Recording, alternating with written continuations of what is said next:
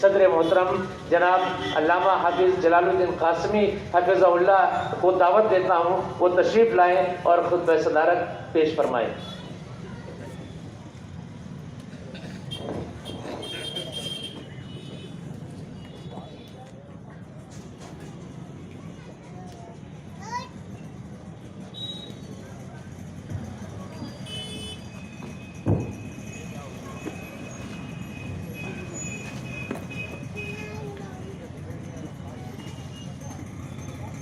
السلام علیکم ورحمۃ اللہ وبرکاتہ۔ بسم اللہ الرحمن الرحیم۔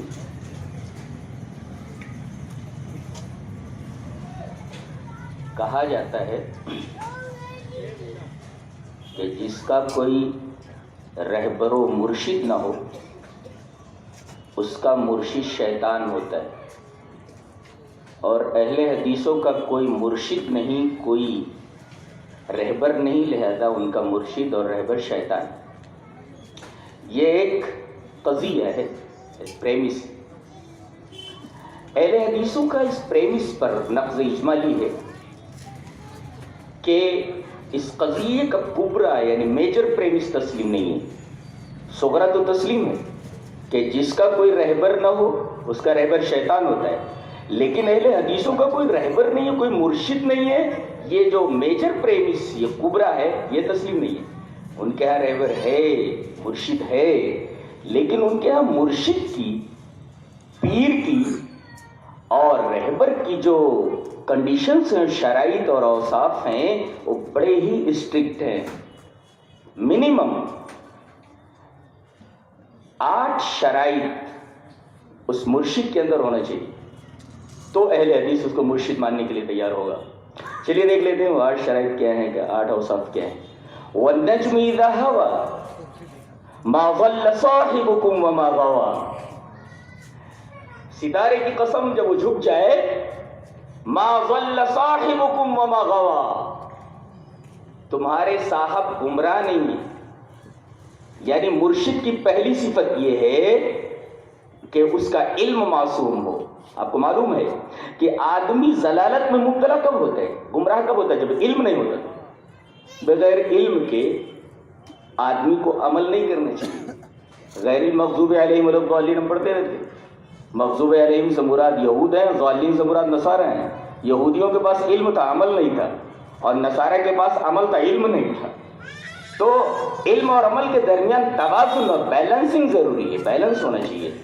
تو مرشد کے اندر پہلی شرط اور پہلا وصف یہ ہو، ما ضل صاحبکم، اس کا علم معصوم ہو، اس کا علم سچا ہو۔ دوسرے وما غوا، مرشد کے اندر دوسری کنڈیشن، دوسری صفت یہ ہو کہ اس کا عمل معصوم ہو۔ علم معصوم ہو، یہ پہلا بس پہلی کنڈیشن۔ عمل معصوم ہو، ما غوا سے ثابت ہوا۔ تیسرے وما ينطق عن الهوى، اس کی زبان معصوم ہو، اور زبان ایسی معصوم کہ ان هو الا وحی یوحى، کہ جب وہ بولے تو زبان اس کی ہو مگر بات عرش والے کی ہو۔ یہ تیسری شرط ہے مرشد حق کے لیے، مرشد حق کی۔ چوتھی شرط، وہ کسی اسکول میں پڑھنے کے لیے نہ گیا ہو، اس کا معلم عرش والا ہو، یہ ضروری ہے۔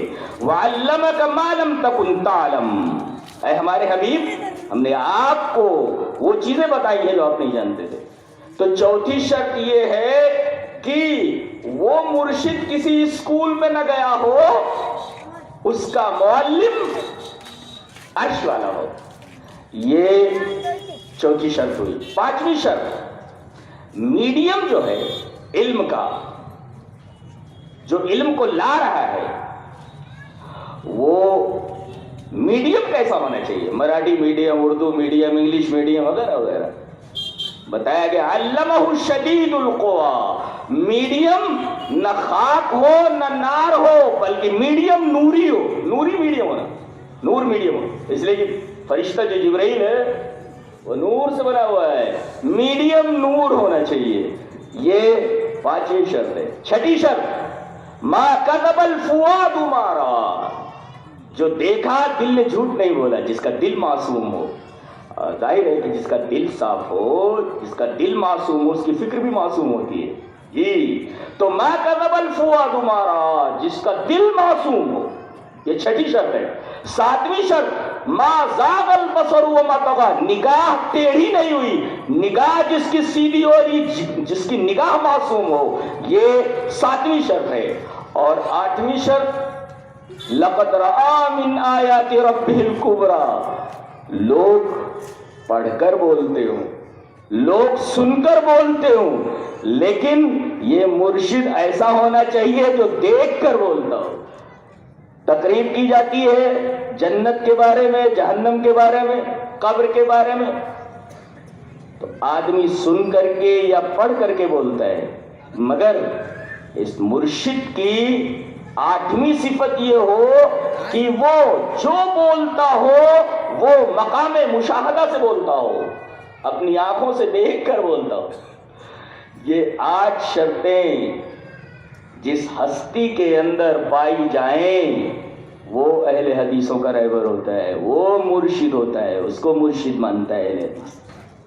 یہ 8 شرائط ہونا، اور ظاہر ہے کہ یہ 8 شرائط اس کائنات میں صرف ایک ہی ہستی کے اوپر منطبق ہوتی ہے، اور وہ ہستی آخری نبی جناب محمد رسول اللہ صلی اللہ علیہ وسلم ہے.